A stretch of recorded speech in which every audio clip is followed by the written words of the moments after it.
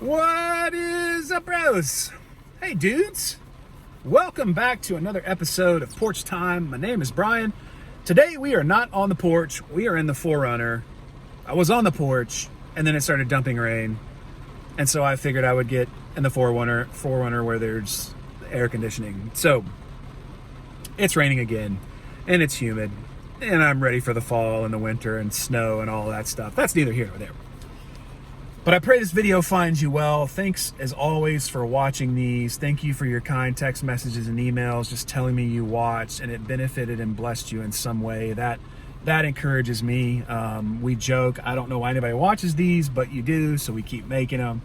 But I figured on this week, I would just kind of begin with a confession.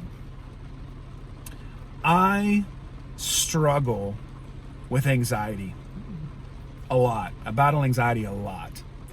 Over the last several years, I've spent more hours than I care to count laying in hospital beds and emergency rooms thinking I was dying. And after I have every possible, imaginable test run on me, the doctors come in and they go, "You're fine. You just had a panic attack." And I'll never forget the first time I heard a doctor tell me that. I said, "A what? What the trash is that?" And thus began my relationship with this thing called anxiety. And that led me to a counselor, which ultimately led me to a psychiatrist and some medicine, which has kind of helped restore my sanity. And some of you are like, "Bro, if this is you sane, good grief." I know. So I got to do something really, really cool last week. I got to spend about 8 days on my honeymoon with my wife in St. Lucia, in the Caribbean. Never ever really been on a vacation in my life, and it was just such a cool experience to go spend 8 days in such a beautiful place with some of the clearest blue water I've ever seen. Absolutely amazing. I just parked my rear end in the sand and smoked cigars and forgot suntan lotion and just got sunburned and just had a good time. But as we were getting ready to leave to go to St. Lucia, I started thinking about the flight. And I don't really like flying. Something about this whole lack of control, my anxiety, it's brutal. I just don't enjoy it. And I've done so much reading about it. I know how safe it is. But the fact of knowing that I still have to do it scares me. And the toll it takes on my body is really just, it's relentless. I feel like I get hit by a truck every time I get off a flight. So we're on our way down to St. Lucia. We're flying on Delta on a direct flight from Atlanta to St. Lucia. And I look over and notice there's two gray-haired Delta pilots kind of sitting close to us. And I thought, man, I'm gonna talk to one of these old birds and just see if I can pick one of their brains. And so I sat down next to one of these pilots. I said, "Hey, would you be willing just to spend a few minutes just listening to some of my dumb questions from the perspective of somebody who battles anxiety?" And he said, "Of course, man." And we sit down and we just start talking about things. And he said, "Brian, this is really safe." And he said, "I've been doing this for 30 years. And I'll never forget it. He said, "Our job as pilots is to get you where you're going safely." And really kind of gave me some calm, put me at rest a little bit, landed in St. Lucia. And again, just a wonderful week. But as Thursday rolled around, I started noticing on the weather, they were talking about Tropical Storm Laura that had formed to the east of the Caribbean island chain where we were. And I started panicking, started freaking out. And I started thinking, man, if this comes near us when they say it's going to, we're going to have to fly through this. And I started thinking, I wonder how long it would take me to swim, like back home. There was something about knowing that I might have to fly through that storm that scared the trash out of me. So Saturday rolls around, we get on the plane, and I'm a wreck. I'm just a wreck. I would be embarrassed for you to see how anxious I was that day. And as we're getting ready to take off, pilot comes out of the cockpit, and it's the same guy that I had talked to a week before. And he said, "Listen, folks, I want to apologize for the added length to the trip." He said, "Due to the tropical storm, we're going to take a more westward track before we turn north and go up the coast of Florida and back into Atlanta." And it just kind of reassured me a little bit and reminded me of his words of, hey, our job is to get you where you're going. But as I was flying, I remember about halfway through the flight, my wife said, look out the window. And we happened to be over the Bahamas, and I had never seen the Bahamas from that altitude, and it was stunning. Absolutely beautiful to see that blue water and just those islands. Absolutely incredible. But I was just reflecting back on the week, and it made me really sad to think how many moments I missed those last few days of our trip because I was worried and focused on a storm that had yet to arrive. And I felt sorrow and a lot of remorse for that. So rather than being fully present on a clear day in St. Lucia, I was worried about a storm that might come near us several days later.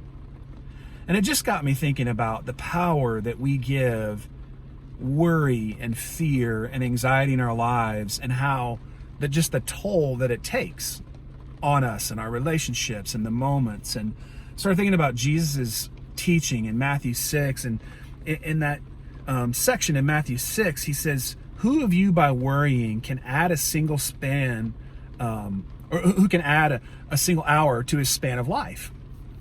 And Jesus is essentially saying, not only does worry not add to your life, it actually robs you of life and joy. Worrying robs us of those things. And it just got me thinking about how our fears, our anxieties are fueled by what we focus on. Our fears and anxiety are fueled by what we focus on. And you would think that the reality that, hey, we're not in control would give me some sort of comfort. But that's where the problem was. It's not that I'm not in control, but God is. But I've been focused on the fact that I'm not in control. And as a result, fear absolutely wreaks havoc on my mind and on my body. And so I know a lot of you find yourself today in circumstances that make you feel like you are absolutely out of control. You have no control over them. I know some of your stories and the things you've walked through, and you just feel absolutely powerless. Like, no matter what I do, I can't change this. There's nothing I can do. And you would think that after that pilot came out of the cockpit and told us, hey, listen, we're going to go around the storm, we're going to get you there safely, you would think that would have kind of calmed me. But watching him go back into the cockpit, close the door, and I couldn't see what he was doing. I couldn't see from his vantage point. I couldn't see the controls, the buttons, the stuff he was pushing, his radar screen, what he was looking at. All I saw was a wall, a door, and it was shut. And again, you think about faith, and faith in Hebrews 11 is defined as the assurance of things hoped for and the conviction of things not seen. And so rather than trusting this guy who's been doing this for most of his life, I was focused on the fact that I wasn't in control of that plane. So all of this to kind of get us going to this idea today is that what are you doing with your fear and your anxiety and your worry? And where are you fixing your thoughts? Because like I said, your fear, your worry, your anxiety, it's fueled by what you focus on. And for, sadly, too many days, I was focused on the storm and not the one who could get me where I was going. Brothers, God knows how to get us where He's taking us. And there are days we have to fly through storms, and it feels really, really scary. But God has promised that He won't leave us. He's good. We can trust Him. He will provide and take care of us, and He knows how to get us where He's taking us.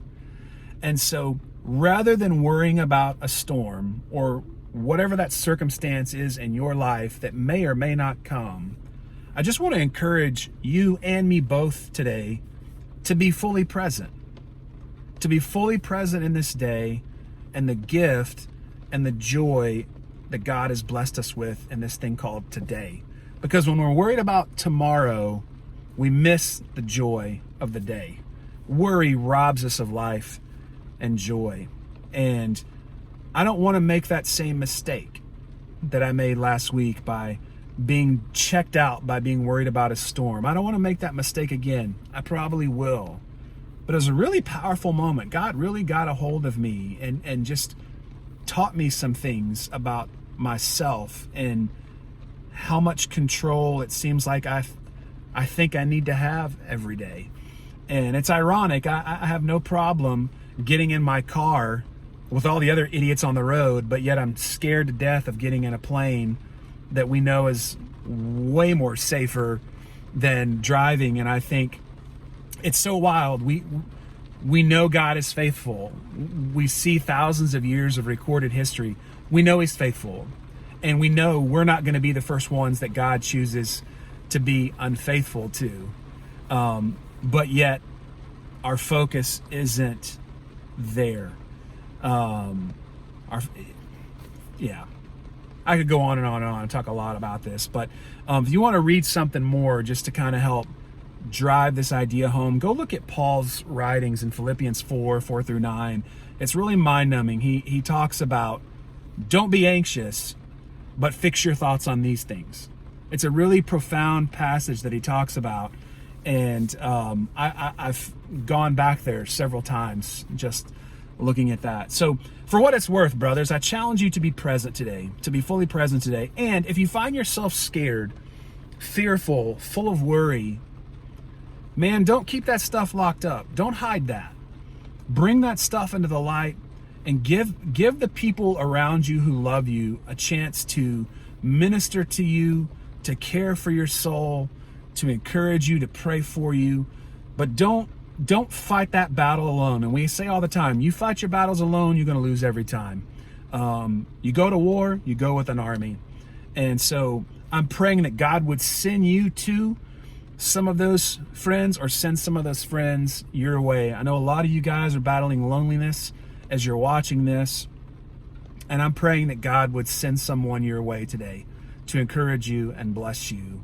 And hopefully hearing somebody else tell you that fear and anxiety are more common than we realize, and it's okay to struggle. It's just not okay to struggle alone. So for what it's worth, I just thought I would check in and just say hello, share a few thoughts about where I failed last week and how God has been teaching me. But I'm grateful. Thank you, as always, for watching these videos. And I really want to encourage you, if you get time, join us on Tuesday evenings at 7:30 Eastern. We do an alumni Zoom call with all of our alumni that can dial in and join us. And all that info you can find on the Trek Alumni Network or on the alumni app. And we'd love to see your face. Love to hear how you're doing. Just check in and just join us if you get a chance on Tuesday evenings at 7:30. We're also, I know a lot of you guys have been asking, hey, are we doing a Celebrating Freedom event this year? The answer is yes, but obviously due to this craziness called COVID, we're going to have to be creative with how we do it. So we're in talks right now, trying to figure some of that stuff out, map that out, nail down a date for that. So we'll give you more info as we have it. But things are going on just like normal here at HopeQuest. Addiction doesn't stop because there's a pandemic, and in fact, we're finding a spike in guys needing help because they've been trapped at home and they've been trapped alone. And so house is almost full, and a lot of guys walking through some hard stuff and could sure use your prayers if you think about it. So love you guys, grateful for you. Just remind you today, God knows where you are. He knows how to get you where he's taking you. God has not forgotten about you. God has not abandoned you in the midst of this storm or the storm that will come. He is with you, and you can trust him. Love you, dudes. And until next time, man, get out of my car.